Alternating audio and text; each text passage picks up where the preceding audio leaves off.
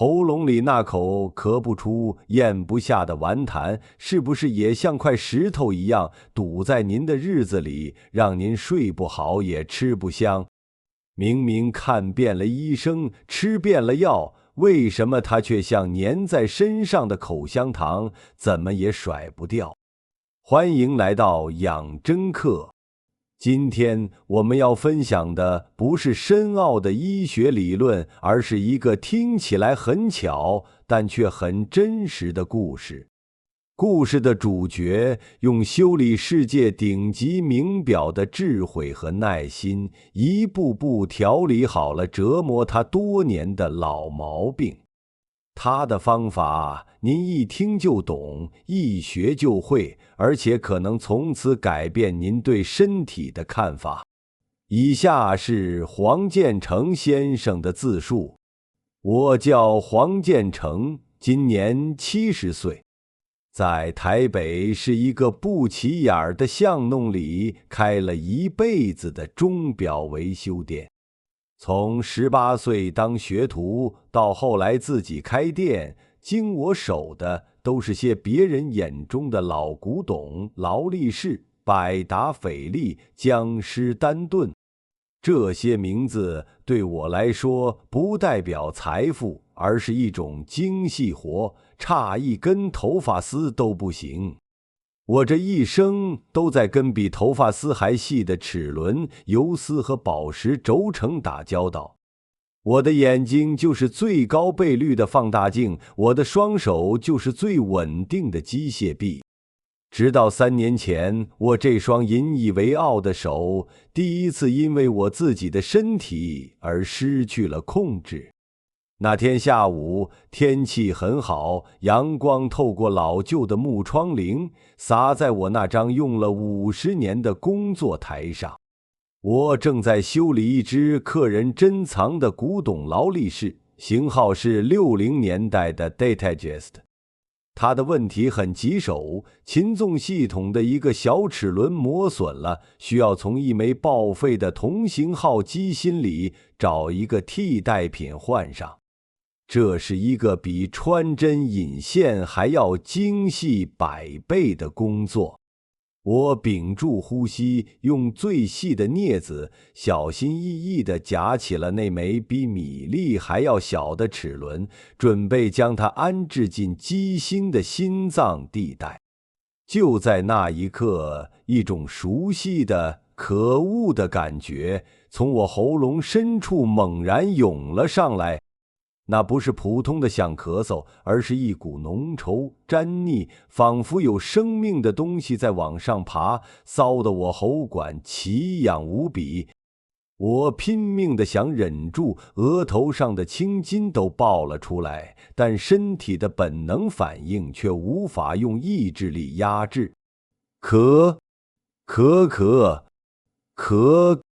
一连串剧烈到撕心裂肺的咳嗽，让我整个人像虾米一样弓了起来，咳得天旋地转，眼冒金星。等我好不容易喘过一口气，撑着桌子抬起头时，心凉了半截。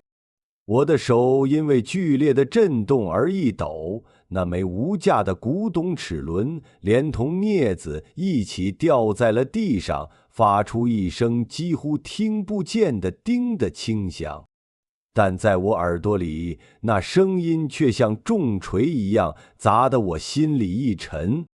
我低下头，看着自己那双曾经能稳稳托起一根游丝的双手，此刻却在微微的颤抖。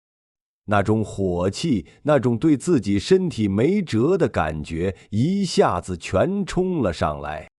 我对着空气低吼了一声，不是因为那枚丢失的零件，而是因为我第一次感觉到我这副运转了快70年的身子骨，第一次彻底不听使唤了。这口顽痰其实已经跟了我好几年，一开始只是季节变换时偶尔的几声咳嗽，我没当回事儿。人老了，机器总会有点小毛病，我这样告诉自己。但渐渐的情况越来越糟。他不再是偶尔的问候，而是变成了24小时贴身跟随的恶魔。清晨醒来，喉咙里必然堵着一口黄稠的浓痰，要费尽9牛2虎之力，咳到面红耳赤才能吐出来。白天他时不时就来刷一下存在感，让我在和客人交谈时不得不尴尬地中断，转身去角落里清理一番。有一次小孙子生日，一家人开开心心在餐厅吃饭，我就是因为一阵猛咳，把好好的气氛全毁了。看着小孙子被我吓到的眼神，心里真不是滋味。最折磨人的是晚上，夜深人静时，那种喉咙里卡着异物的感觉就愈发清晰，像有只小虫在爬，总觉得有痰，却又咳不出来，只能不断地清喉咙，发出呵呵的声音，吵得我睡不着，也吵得我太太阿秀不得安宁。阿秀，我的太太，是个务实又爱念叨的女人。她看我一天天消沉下去，脾气也越来越暴躁，终于忍不住了。你看看你现在是什么样子？整天不是咳嗽就是叹气，脸色比那生锈的铁还难看。你再不去医院，是想咳到什么时候？他一边把我的健保卡塞到我手里，一边念叨着：“我已经帮你挂了亚东医院最有名的那个张医师的号，胸腔科的权威。人家一个号有多难挂，你知道吗？拗不过他的爱心公事，我被压着去了医院。那天的经历，我到现在还记得清清楚楚。医院里永远是那股消毒水和人潮混杂的味道。我们在拥挤的候诊区等了将近2个小时，才听到叫我的名字。走进诊间，那位声名显赫的张医师头也没抬，眼睛还盯着电脑屏幕上一个病人的 X 光片。我坐下来，他大概花了半分钟看我的病历，然后才抬起头，用那种很公式化的口气问：“哪里不舒服？”我详细地描述了我的症状：痰多、粘稠、咳不干净，尤其在早上和晚上。他拿起听诊器，在我背上和胸前随意地听了几下，又用压舌板看了看我的喉咙。喉咙有点红肿。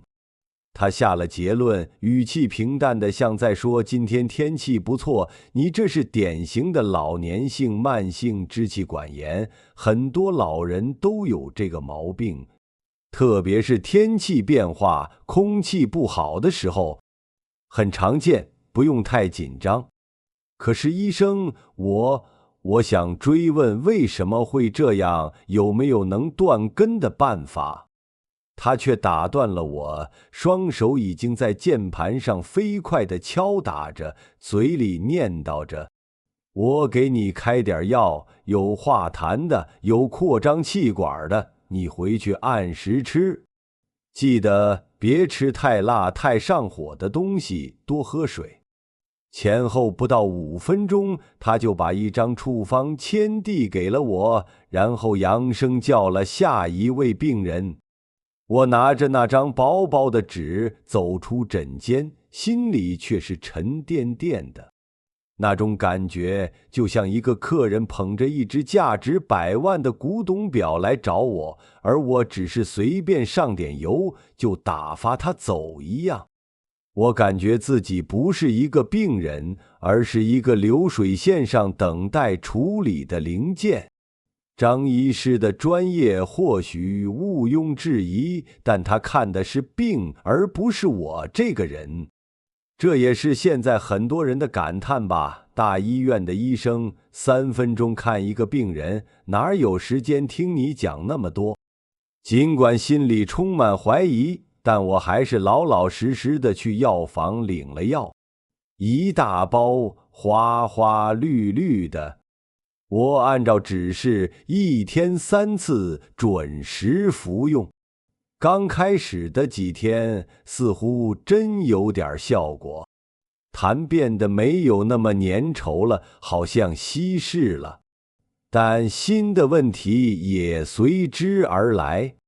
我感觉喉咙里的痰像是关不紧的水龙头，量反而比以前更多了。白天需要不停地往厕所跑，去吐那源源不绝的清痰。而那只气管扩张机的副作用更是让我无法忍受。每次吸完，我的心跳就莫名加速，砰砰作响，好像揣了只兔子，双手也开始不受控制地微微发抖。对手艺人来说，手抖那真是要了命了。那天我试图给一只手表的游丝做微调，那是我闭着眼睛都能完成的工作。可那天我的手就是不听使唤，镊子的尖端一直在抖，根本无法准确地碰到那细如发丝的游丝。我烦躁地把工具一扔，靠在椅子上，感到了前所未有的挫败。这种治疗对我来说代价太大了，我宁愿被痰呛到，也不愿丢了我这手艺人吃饭的本事。看到西药不行，阿秀的战斗模式立刻切换到了第2频道传统偏方与保健品。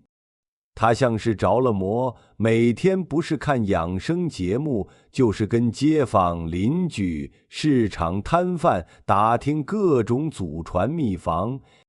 我们家的小餐桌一下子成了各种保健品的展示台，号称能清肺润喉的昂贵蜂胶，电视广告上吹得天花乱坠的枇杷膏，还有邻居阿嬷推荐的据说用鳄鱼肉干炖的汤。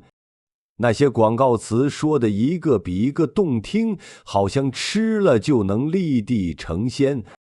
我拗不过他那都是为你好的眼神，只能硬着头皮尝试。结果呢？那些甜腻的枇杷膏吃下去，当时喉咙是舒服了点儿，但过后却感觉像有一层糖浆糊在喉咙壁上，让原本的痰变得更加粘稠，像胶水一样，咳也咳不出，咽也咽不下。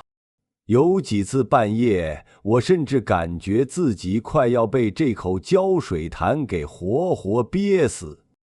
至于那些奇奇怪怪的补品，除了让我的荷包大失血之外，对我的痰没有任何帮助。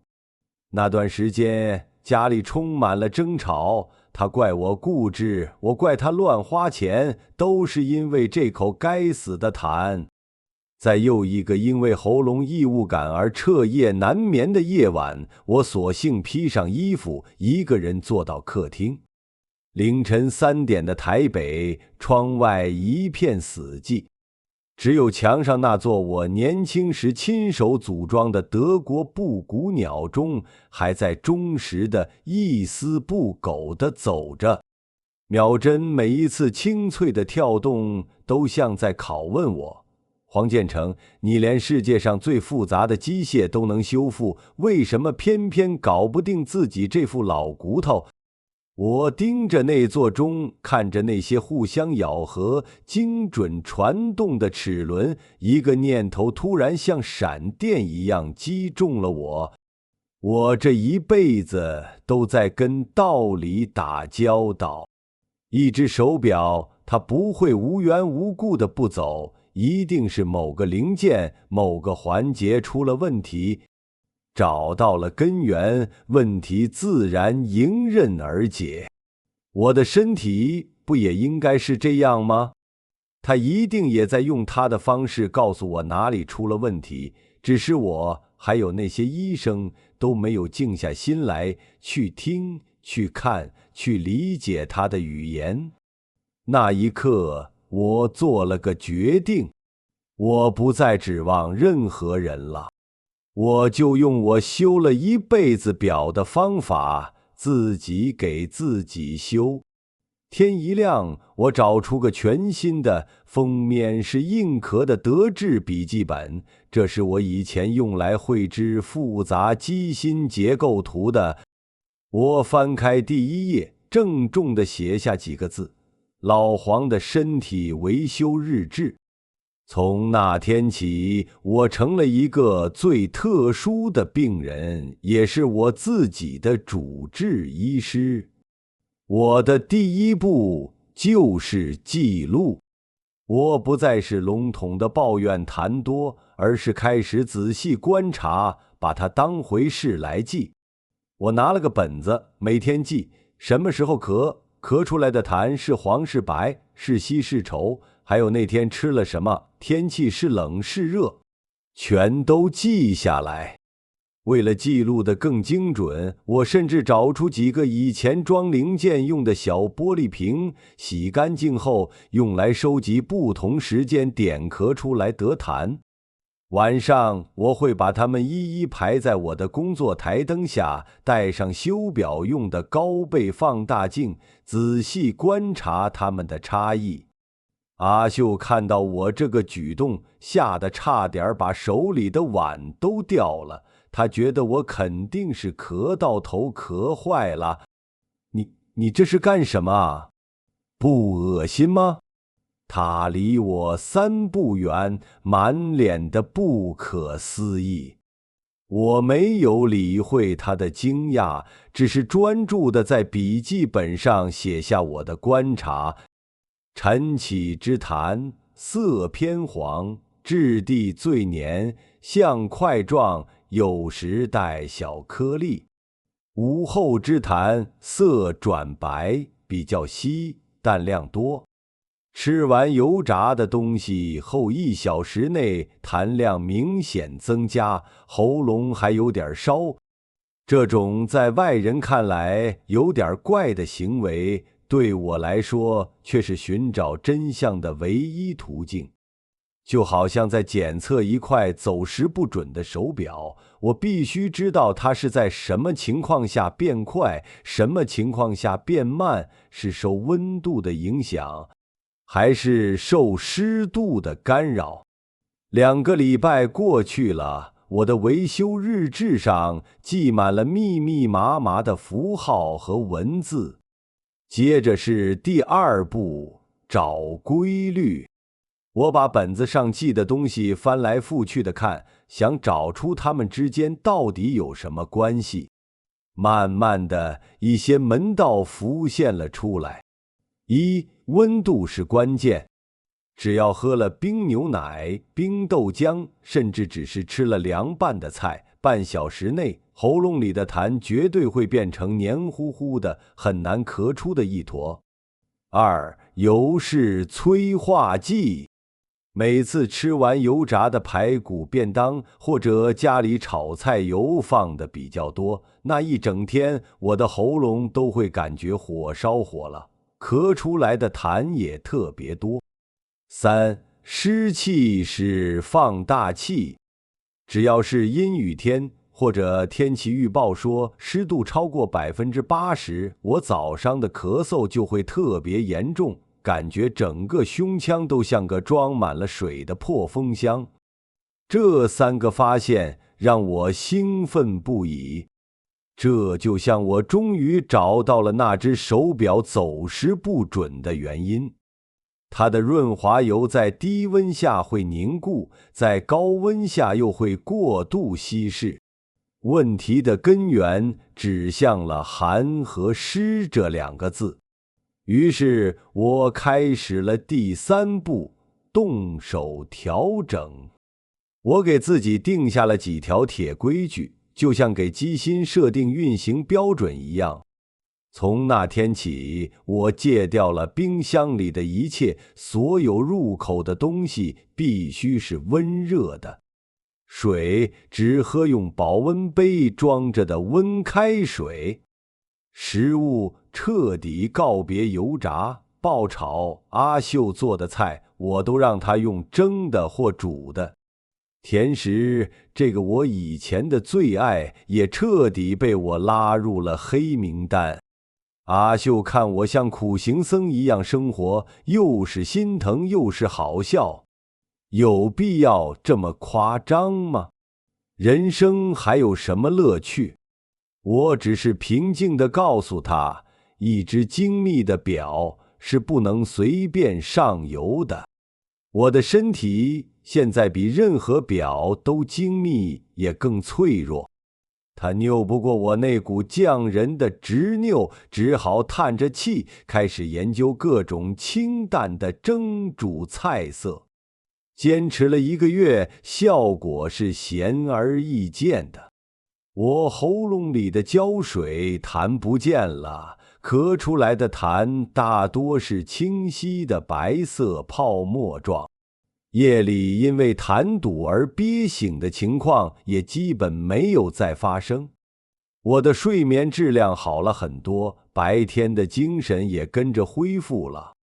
但我并没有感到高兴，因为我知道问题还没有彻底解决。这就像我把一只泡了水的手表拆开、吹干、重新组装，它能走了，但走得不顺，时不时的还会卡一下。我的喉咙就是这种感觉。虽然没有了浓痰的困扰，但深处那种毛玻璃一样的粗糙感和异物感依然顽固地存在着。尤其是在说话说得多了，或者吸入一点冷空气，那种不适感就会立刻跳出来提醒我，你的机心还藏着问题。我陷入了瓶颈。我知道问题还在，但我不知道下一步该怎么走。那种感觉就像面对一块结构异常复杂的古董怀表，我拆开了所有能拆的零件，却依然找不到那个导致误差的根源。转机来自一个无比寻常的下午。那天我正在保养一只60年代的欧麦格星座系列腕表，这块表的机芯以精准耐用著称。我按照标准程序将所有零件清洗干净后，开始点润滑油。这是个极细致的活，不同的部位需要用不同粘度的油，而且油量必须精确到微乎其微。当我用特制的点油笔给秦纵插的插瓦时点上那一滴比针尖还小的润滑油时，奇妙的事情发生了。原本有些生涩的秦纵系统，在那一滴油的滋润下，瞬间变得无比轻快灵动，发出悦耳的滴答声。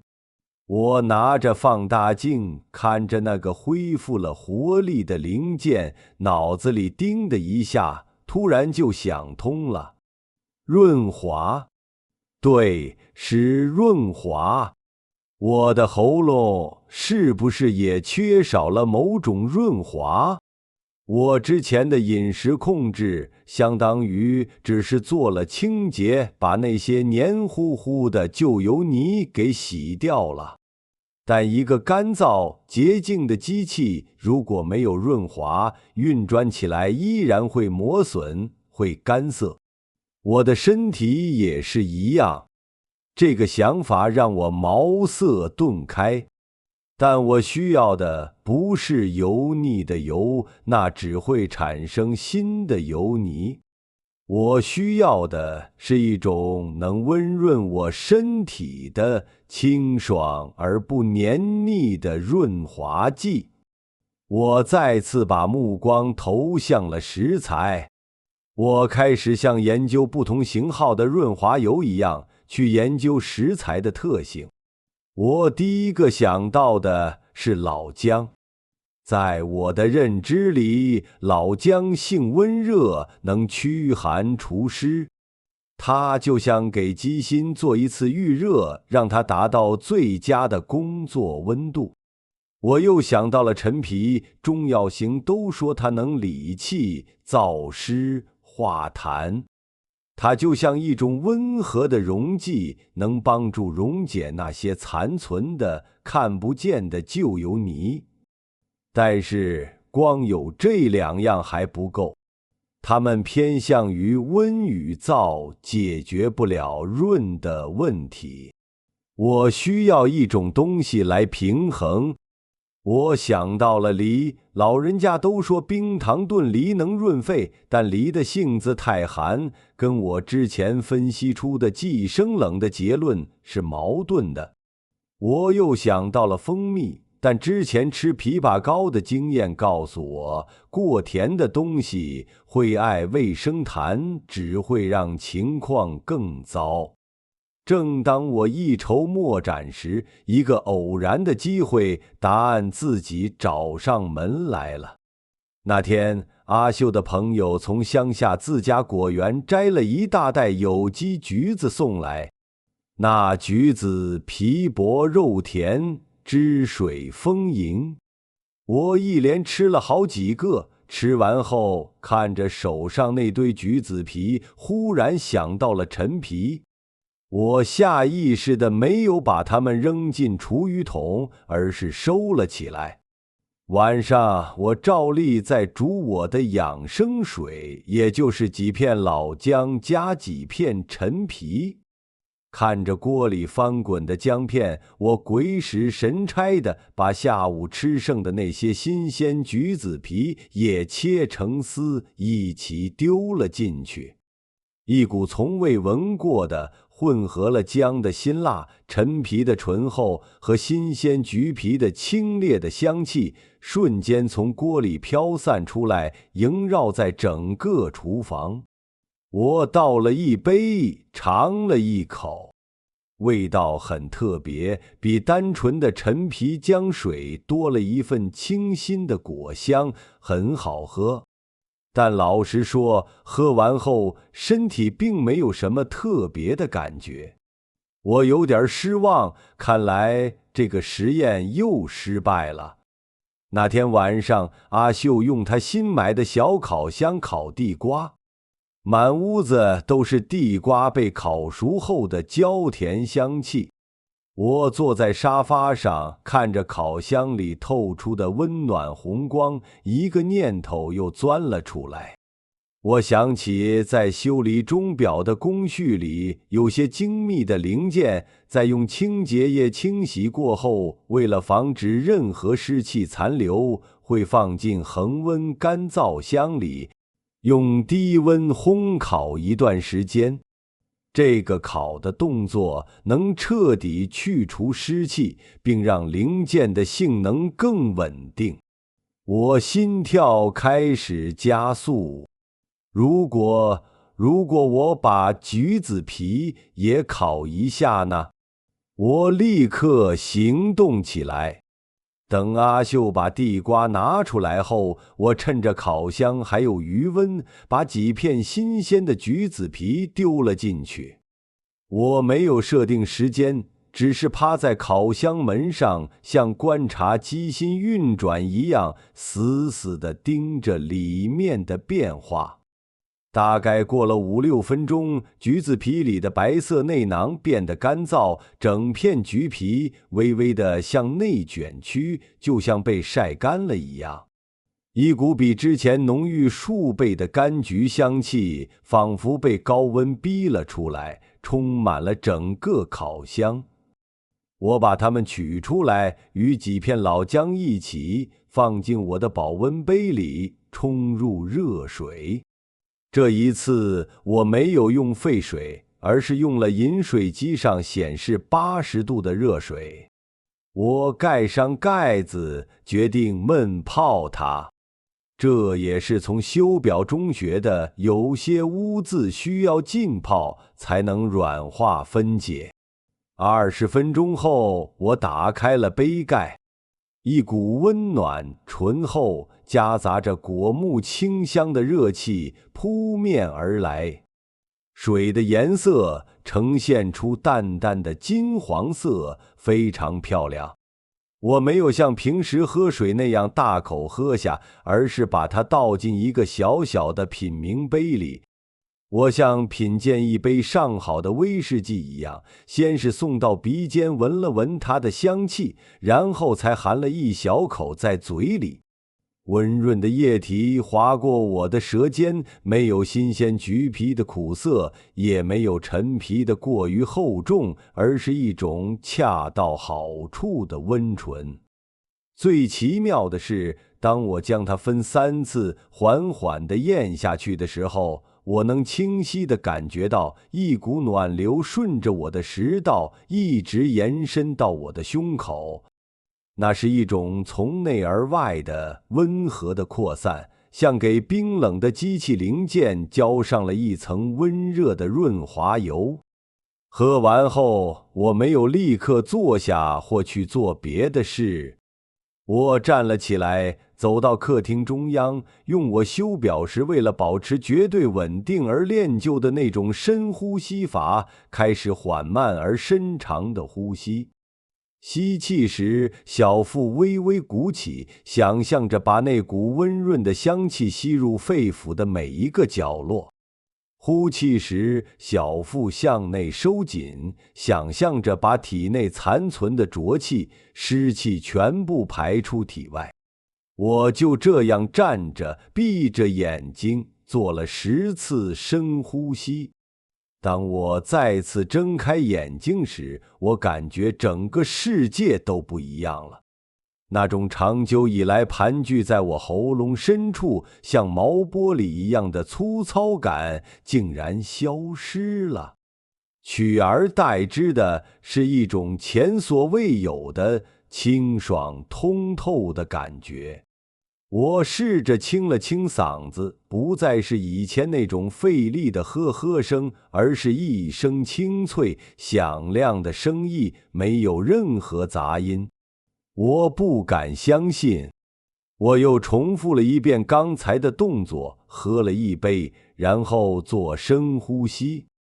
同样的感觉再次出现。我激动得浑身发抖，这不是幻觉。我找到了，我真的找到了。那个卡在我身体机心里，让它运转不畅的最根本的那个小毛病被我找到了，也被我解决了。我把这个发现郑重地记在了我的维修日志里。这就是我一个老表匠给自己琢磨出来的化痰招。做法其实很简单，就是用几片新鲜的橘子皮，最好是没打过农药的，洗干净，放进烤箱里，用低温，大概100度左右，或者用烤完东西的余温，烘烤个5到10分钟，烤到橘子皮变干，微微卷起来，闻到香味就行。然后把烤好的橘子皮和3-5片老姜一起放进保温杯，用80度左右的热水去焖泡20分钟。喝的时候要小口，慢慢的喝，用心去感受那股暖流。最关键的是，喝完之后一定要站起来，做10到15次缓慢的深呼吸。我严格地执行着我自己的医嘱，每天上下午各1次。阿秀看我不再吃那些乱七八糟的药和补品，只是每天像个老茶人一样专注地泡着我的橘皮水，他也从一开始的怀疑变成了好奇。1周后，奇迹真真切切地发生了。我感觉自己像换了一副全新的肺，不仅喉咙里的痰消失得无影无踪，连带着整个人都清爽了起来。说话的声音变得洪亮，走路的脚步也轻快了。最让我高兴的是，我重新坐回到我的工作台前，拿起镊子时，那双手稳如磐石。阿秀看着我判若两人，终于忍不住问我：你喝的那个到底是什么仙丹啊？我笑着也给他泡了一杯。他喝了几天，也直说感觉身体暖洋洋的，很舒服。后来几个有同样困扰的老朋友来找我聊天，看到我精神焕发的样子，都啧啧称奇。我没有吹嘘什么，只是把我那本厚厚的维修日志拿给他们看。他们看着上面密密麻麻的记录和分析，都愣住了。老黄，你这是把自己当成一只表来修啊？一个老友感慨道。我点点头，平静地说：没错，其实我们的身体比任何一只百达翡丽都更精密，也更讲道理。它出了问题，不会无缘无故。你不能粗暴地对待它，也不能随便听信别人说什么。你得静下心来，像个师傅一样，耐心地听他说，仔细地观察他，才能找到他到底哪里不舒服，需要什么样的帮助。我的这个方法很快就在我们的老友圈里传开了。它没有花哨的名字，用的也是最便宜、最常见的材料，但因为简单有效，而且背后有我这个钟表师傅修身体的真实故事做支撑，大家都愿意去尝试，也都收到了不错的效果。大家开玩笑地叫他黄师傅妙招。现在我依然每天坐在我的工作台前，与那些精密的齿轮和游丝为伴。只是我不再只是一位修理钟表的匠人。经历了这场自我修复的战役，我更像一个懂得了如何与自己身体这座生命之中和谐相处的智者。那恼人的痰再也没有回来过，我的喉咙就像一块被重新打磨、润滑过的蓝宝石镜面，清澈明亮。而我的肺则像上满了发条的鸡心，每一次呼吸都充满了平稳而安静的力量。黄师傅的故事告诉我们，身体是我们最宝贵也是最精密的仪器。当它出现问题时，我们常常急于向外寻求快速的解决方案，却忽略了向内倾听身体真正的需求。那恼人的痰或许并不是一个需要强力对抗的敌人，而是身体在用一种方式提醒我们，内部的环境可能太湿、太冷，或者循环不畅了。黄师傅用他匠人的智慧，没有选择攻击，而是选择了调理，用最简单的食材去创造一个温暖、干燥、通畅的体内环境，再配合呼吸的引导，让身体自己清理掉那些不需要的废物。这个方法的精髓就是用低温烤过的橘皮温润肺燥，用老姜的温热驱散寒湿，再用深呼吸推动气血，帮助身体排出脏东西。这份耐心和智慧比任何昂贵的药物都更加珍贵。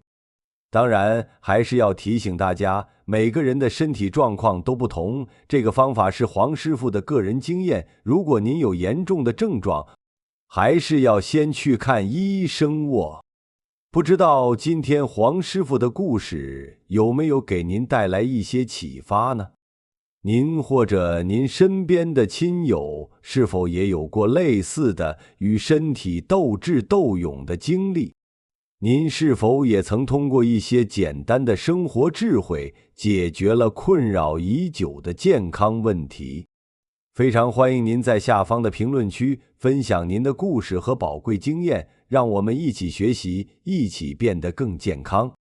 如果您觉得今天这个真实的故事，哪怕只有一句话触动了您，也请您不吝啬按一个赞，并把它分享给所有可能也正被顽谈所困扰的亲朋好友。记得订阅我们的养真课，并打开旁边的小铃铛，这样您就不会错过我们未来每一个用心分享的、充满智慧与温度的真实人生故事了。感谢您的收看。最后再次提醒您，每个人的体质不同，今天分享的内容属于个人经验，如果情况严重，还是建议您及时就医。